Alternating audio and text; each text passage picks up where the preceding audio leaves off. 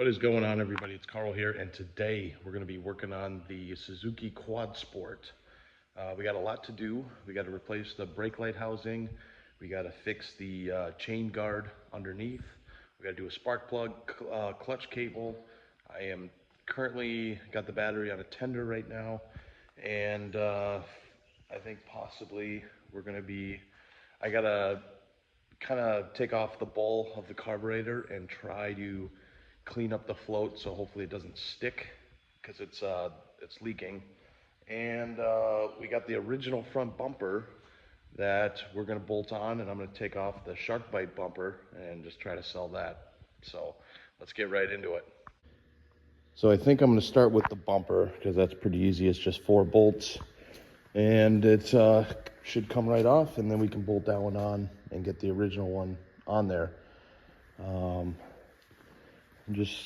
I don't know why my buddy put that that shark bite bumper on, but to me it is just ugly. It's just ugly. I think the original one's going to look better. It's a little beat up, but that's okay.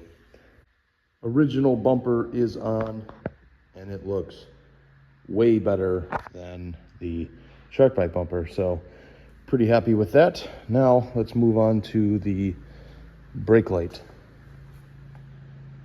which, as you can see, if you move the license plate, it's got a big hole in it. All right, I got the new brake light on, and I did check it. It does work, so at least I don't have any electrical issues. So that is sweet, and it looks 10 times better.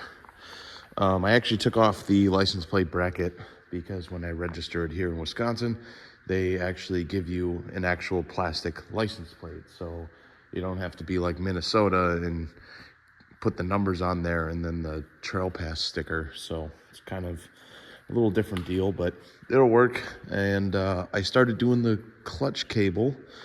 I got the new one installed down here, and it's all connected and got it all routed. But I found out I need to buy a new clutch lever assembly, which they do sell. The reason being is the holes down here are very, very stripped. I was trying to see if I could tighten up the handle a little bit because it had a lot of up and down slop.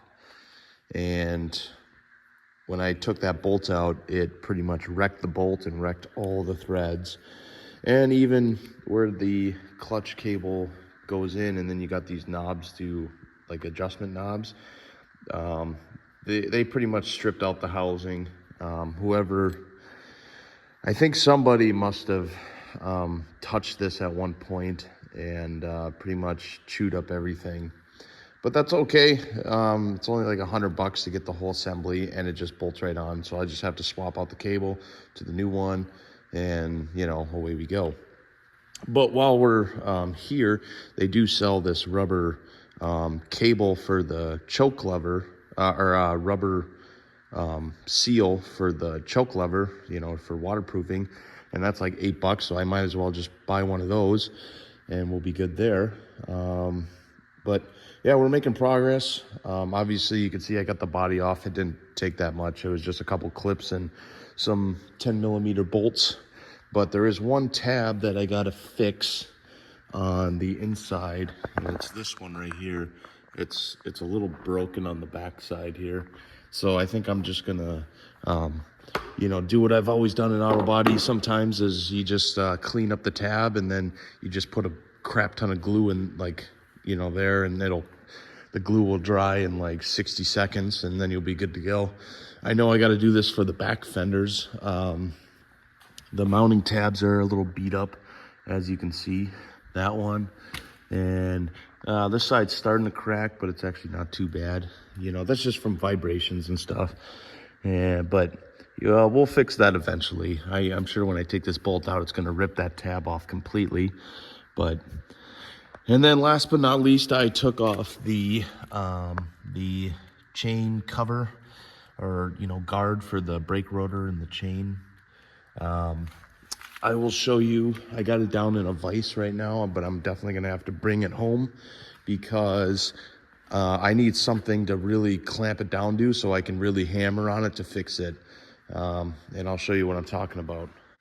So here's the aluminum cover that protects the, or skid plate you could say, but protects the brake rotor and the chain gear and chain. But on the rotor side, you could see how fucking mangled it is, right? But so this piece right here was pretty much bent pretty far that way. And it took a lot of heating up, but I got it to this point. But now we gotta heat this side up and hit it down to kind of flatten everything out again. Like I said, it's pretty beat up. There's gonna be some welding and you know, some other things. And then there was a pretty big dent in here. But the only reason I am fixing this is because a new one is like $250, and I don't think it's worth 250 bucks. So, geez, I don't think it's worth $250. So, we're gonna definitely attempt to fix this a little more and try to get it more straight. And you know, that might be it. You know, and maybe even this side a little bit. You know, when it's taken a big hit on the bottom, and you know, geez, like I said, it's beat up, but I'm gonna try to fix it as best as possible. So now that I know I need some parts and I got some, you know, work that I could do throughout the week, for next time I'm up here, I should be all ready and prepared to finish it. But yeah, I was reading the manual, and to do the oil change, they want you to, you know, get the ATV up to operating temp, and then change the oil. So I'm gonna do it that way, but obviously we weren't even ready to start it or anything. But so we've made some progress, but you know how it usually goes from with my projects is you always run into something else that you got to replace or whatever. So, but that's okay. So thanks for watching, everybody. Please like and subscribe, and I'll see you guys in the next one.